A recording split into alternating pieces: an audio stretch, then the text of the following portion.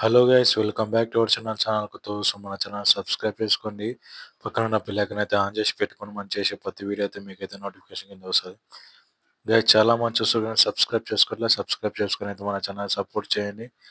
అయితే గైస్ నేనైతే మార్నింగ్ అయితే సినిమా అయితే చూసి వచ్చిన 'గంగవ్వ' మూవీ. ఇప్పుడే మార్నింగ్ 5:00 అయితే మూవీ అయితే చూసి వచ్చిన మన ఐమాక్స్‌లో అయితే. గైస్ అయితే ఈ సినిమా వచ్చేసి చెప్పాలంటే ఈ సినిమా అయితే నెక్స్ట్ లెవెల్ ఉంది గైస్. ఫస్ట్ హాఫ్ మాత్రం మొత్తం బంగారు గనుల గురించి ఉంటది. మన సముద్రంలో ఫైట్ సీన్ అప్పుడు మనకు ట్రైలర్ అప్పుడు చూపిస్తారు కదా! బంగారు బిల్లలు అలాంటి బంగారు బిల్లల గురించి ఫైట్ అయితే ఉంటది. అయితే దీనిలో విలన్ రోల్‌గా చేసిన బాబీ డియోల్ మాత్రం ఏమన్నా చేసినా అబ్బబ్బా! ఆయన చూసి ఆయన ఎంట్రీ సీన్ ఉంటది గైస్. ఆయన చూసేటప్పుడైతే ఉచ్చబడతది ఒక్కొక్కరికైతే. ఏకదమ్‌లా చేసిండు అదైతే అబ్బా! విలన్ రోల్ అయితే. మన ఇంక 'సూర్య' గారి యాక్టింగ్ చెప్పాల్సిన అవసరం లేదు. 'సూర్య' గారు ఏదైనా క్యారెక్టర్ ఇస్తే దానిలో ఎంత జీవిస్తారనేది మనకు ఆల్రెడీ అన్ని మూవీస్‌లో అయితే చూసినాం.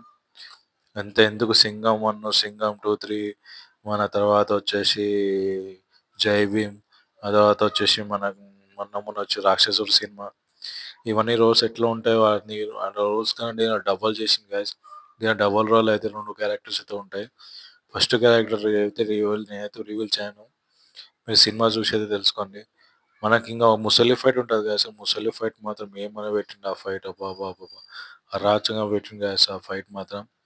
ఇంక నెక్స్ట్ వచ్చేసి 'బాపీ దేవల్' గారు ఒక కత్తి తీసుకొచ్చి సీన్ పైకి లాగుతారు చూడండి. అది మాత్రం అరాచకం భయ్యా! ఇది మొత్తం రెడ్ డార్క్‌నెస్ అయింది. మొత్తం సినిమా రెడ్‌లో ఉంటది.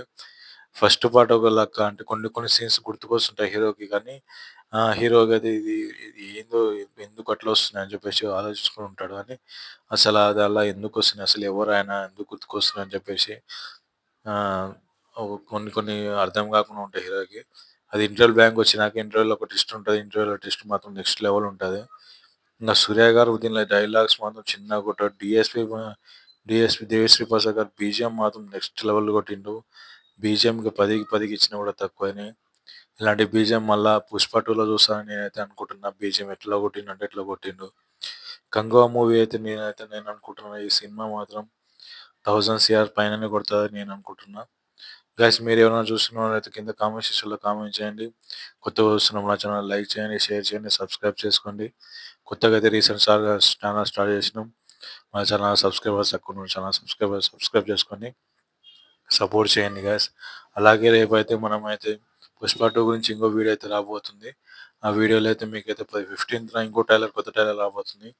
ఆ వీడియో మీరు చూడండి. కింద నేను దాని ఛానల్ లింక్ కింద డిస్క్రిప్షన్‌లో ఇస్తాను. Thank you for watching guys. ఇలానే చూస్తూ మన ఛానల్ అయితే సపోర్ట్ చేయండి.